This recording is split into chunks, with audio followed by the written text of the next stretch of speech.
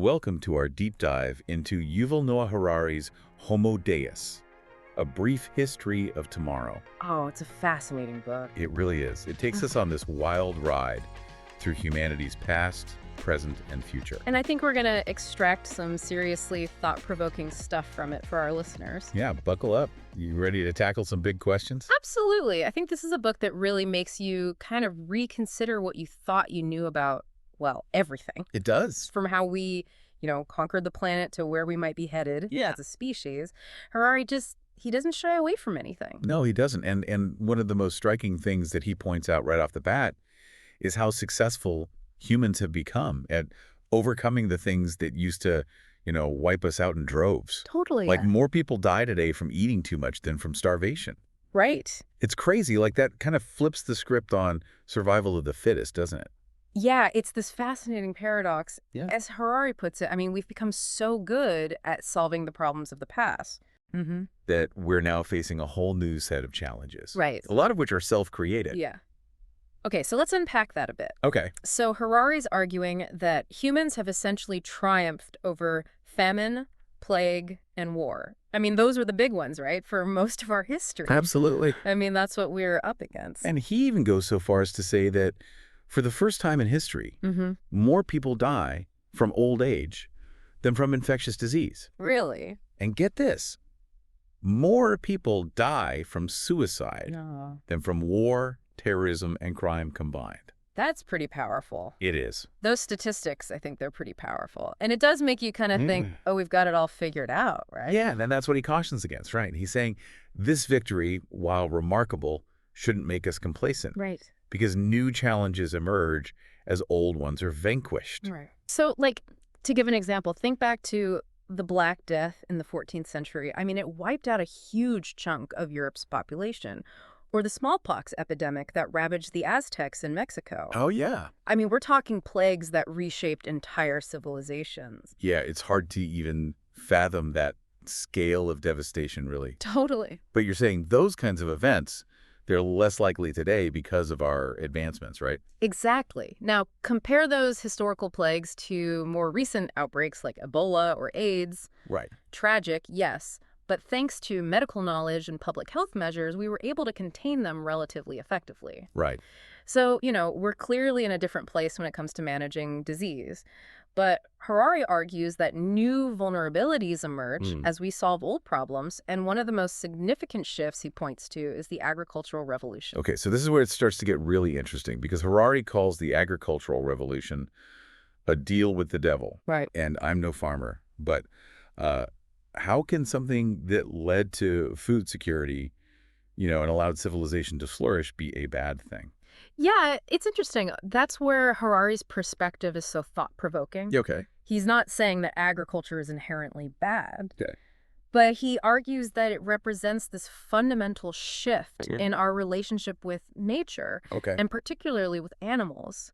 Hunter-gatherers, they saw themselves as part of the ecosystem. Right. They were engaging in a reciprocal relationship with other beings. So living more in harmony with nature as opposed to trying to dominate it. Exactly. With agriculture, we started to exploit animals for our own gain, which led to mass extinctions and eventually to factory farming practices that I think would horrify our ancestors. Right.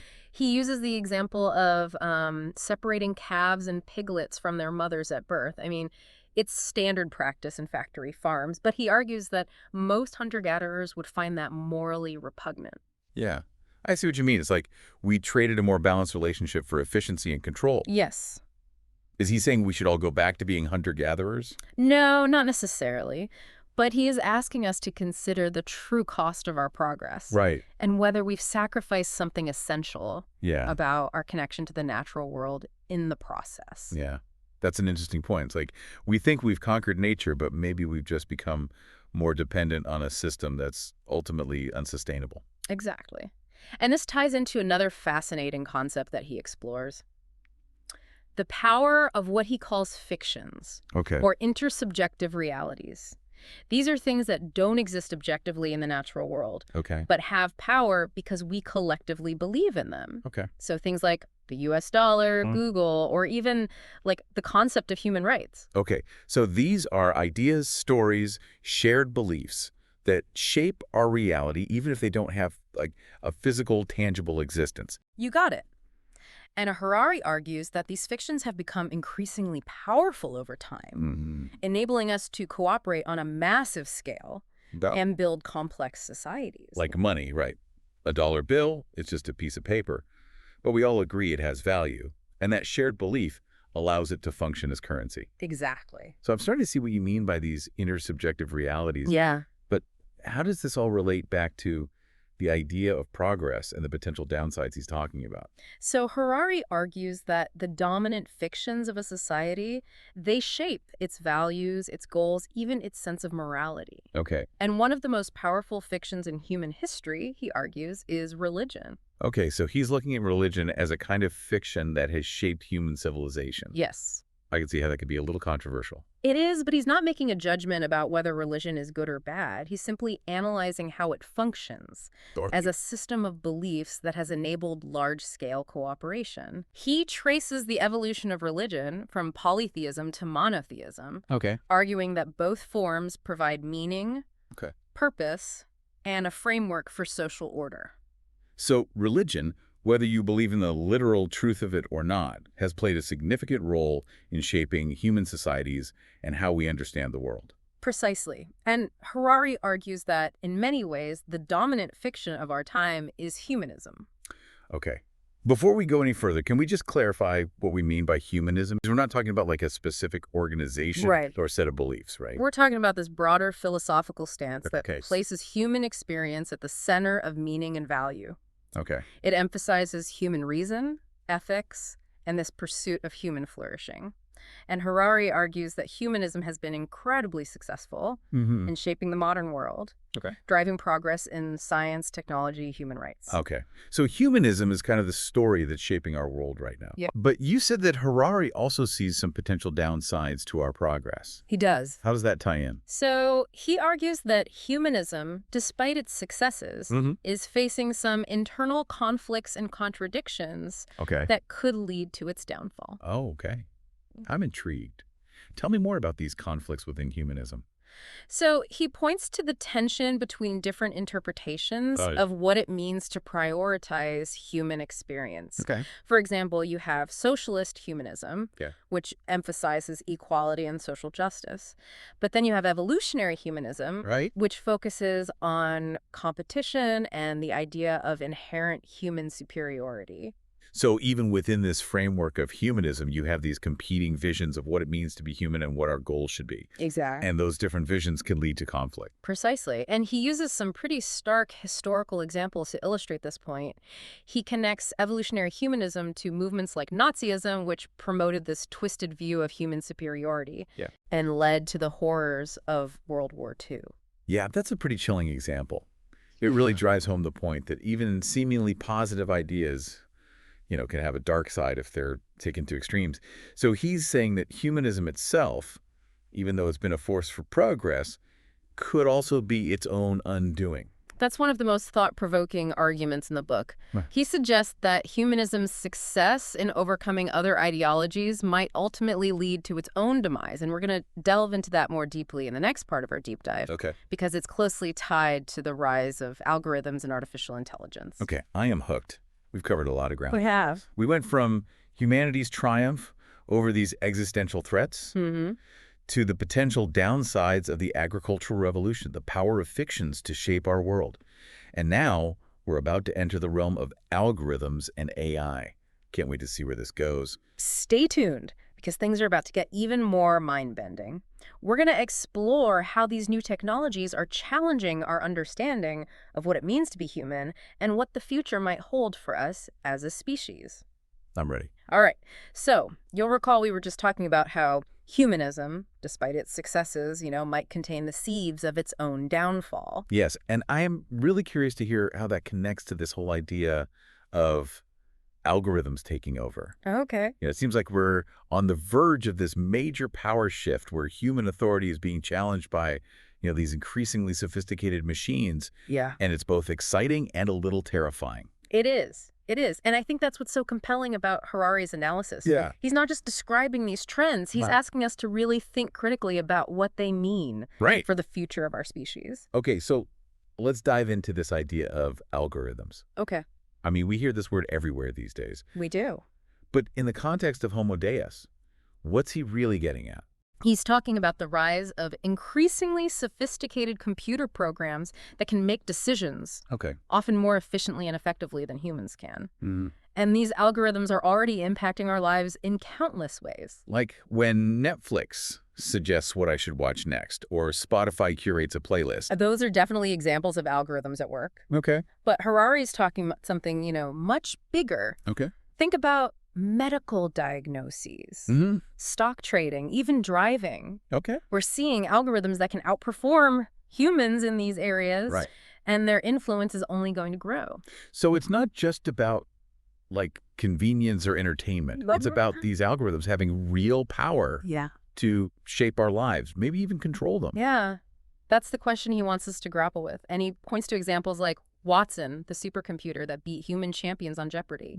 Or Waze, the navigation app that uses real-time data to find the fastest routes. Yeah, I use Waze all the time. Yeah. It's amazing how it can like predict traffic and reroute you. Right. It's like having a personal assistant in my pocket, It's incredible. But you're saying the convenience comes with a price. I think it's not necessarily about a price, but about recognizing a shift in authority. Okay. Right? As these algorithms become more sophisticated, Right. we might find ourselves relying on them more and more. Yeah. Even for decisions that we used to consider uniquely human. Okay, so I see where you're going with this. Yeah. It's like, what happens to human autonomy Right. if we're constantly deferring to algorithms? Exactly. Do we risk losing something essential about what it means to be human? That is a key question that he raises. Yeah. He argues that while algorithms offer potential benefits like increased efficiency and reduced bias, they also pose potential threats to our privacy, autonomy, even our sense of self. And it makes you wonder, like, if an algorithm is making a medical diagnosis, for example, Right. who's ultimately responsible for that decision? The programmer. Right. The doctor. The patient. Exactly. And what happens if we disagree with an algorithm's recommendation? Right. Do we have the right to override it? Yeah. These are like really thorny ethical and philosophical questions that I think we as a society haven't fully grappled with yet. Yeah, it's almost like we're entering this uncharted territory where we're not sure what the rules are anymore. Totally. And I have to admit, it's a little unsettling. Yeah, I think that's a common feeling. Yeah. We're so used to thinking of ourselves as the ones in control, but I think what Harari is suggesting is that the rise of algorithms might be shifting that balance of power. Yeah. And it's not just about individual control, right? It's about who gets to shape the future of our societies, our values, our very understanding of what it means to be human. Okay, so we've got algorithms making more and more decisions. This potential shift in authority from humans to machines. Right. But he also talks about something called datism. He does. Can you unpack that for me? Because it sounds pretty intimidating. It is a thought-provoking concept. So he describes datism as a new kind of religion that values the free flow of information above all else. Okay. It sees humans as mere processors of data. And our value is derived from our ability to contribute to this, global data flow. So it's like we're all just cogs in this giant data machine. You're getting it. Okay. Yeah. Datism views information as the most important thing in the universe and argues that everything, including humans, should be subservient to this flow of information. And it's a radical shift in perspective, I think, that challenges a lot of our traditional ideas about the value of human life, consciousness, even free will. I can see how that could be appealing to some people, especially in the tech world, where data is already king. But I got to be honest, it sounds a little dehumanizing to them. Yeah. It reduces our experiences, our emotions, our relationships to, mere data points. Yeah, you're not alone in feeling that way. Okay. Even Harari himself expresses some reservations about dataism, suggesting that it may not fully capture the complexity of what it means to be human. Okay. He questions whether just reducing life to data processing can truly account for things like love, art, spirituality, any of the things that give our lives meaning. So it's like datism is this seductive but potentially dangerous idea. It promises efficiency, progress, maybe even a kind of digital utopia, but at what cost?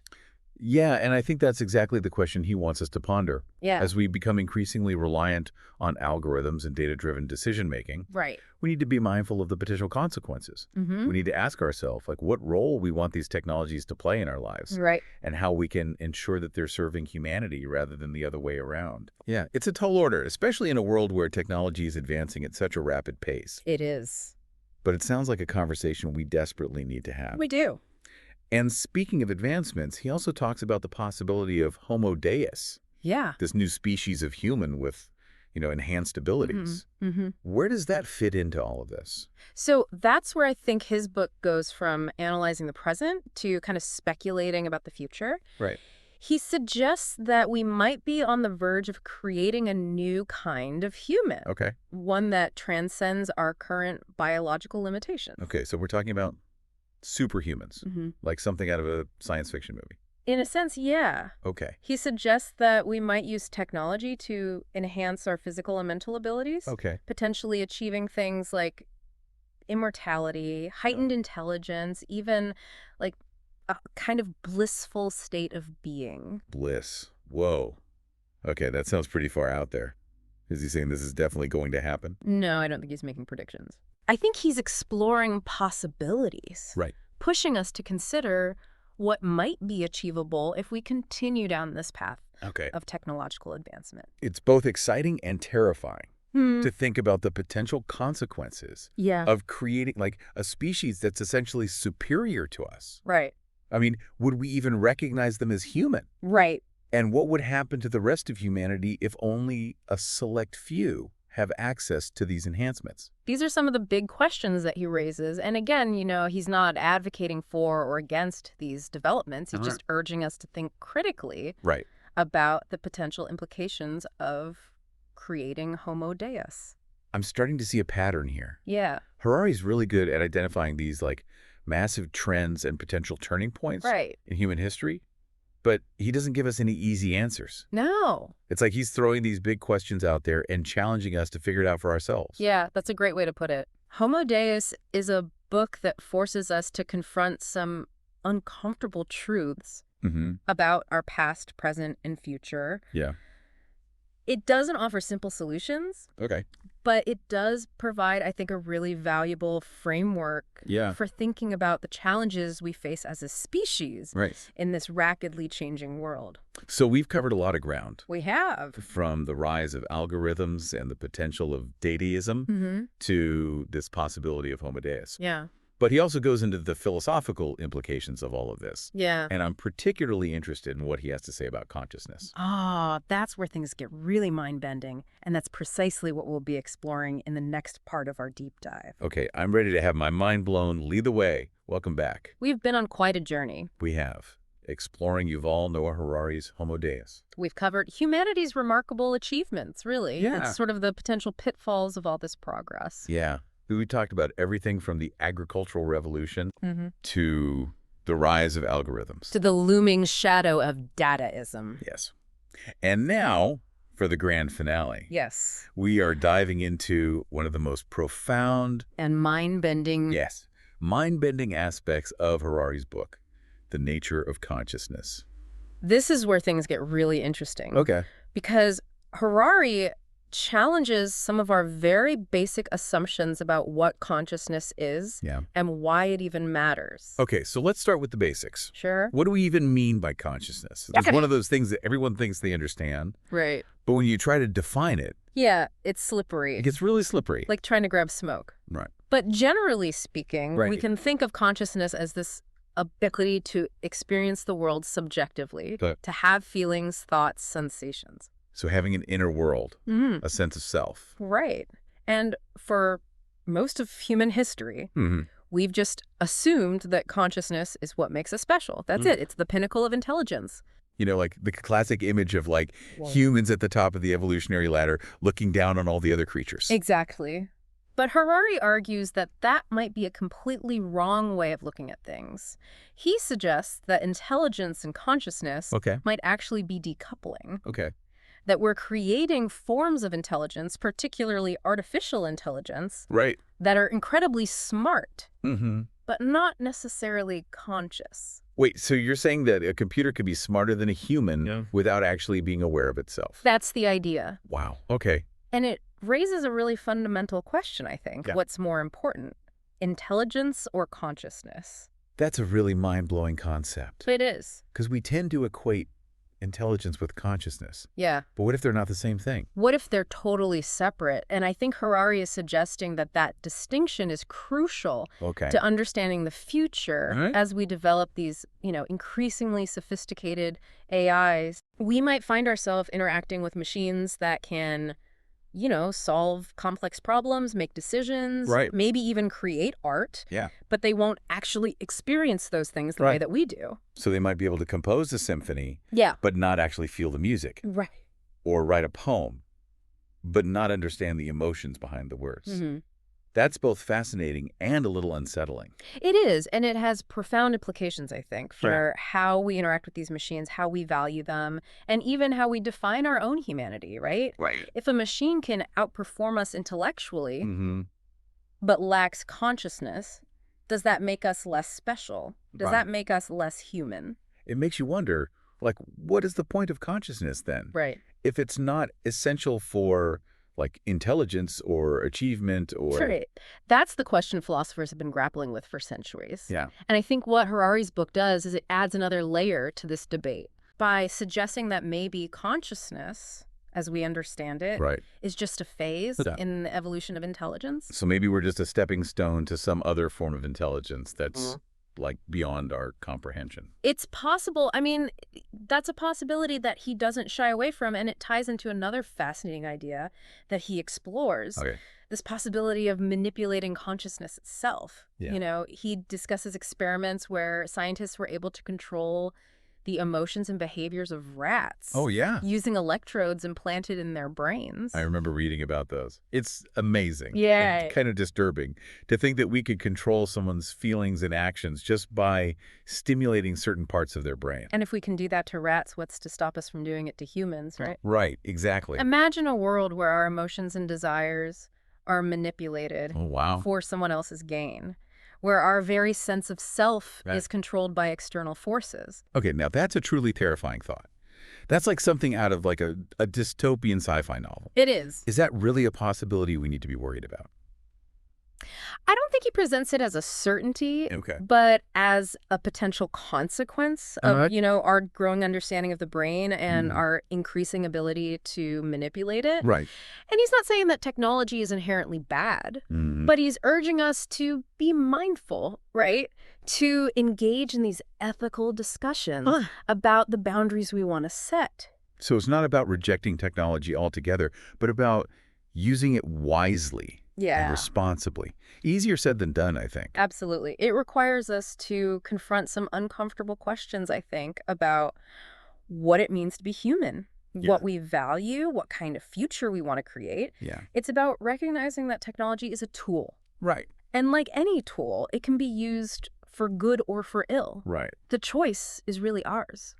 Wow, this has been an incredible journey. It has. Exploring these ideas in Homo Deus, from the agricultural revolution to the rise of algorithms, from the power of fictions to this potential for a Homo Deus and the, oh my gosh, the mind-boggling nature of consciousness. Yeah. Harari's book has really, I think, challenged me to think differently about the world and our place in it. I think that's the power of a book like this. It doesn't provide easy answers. Right.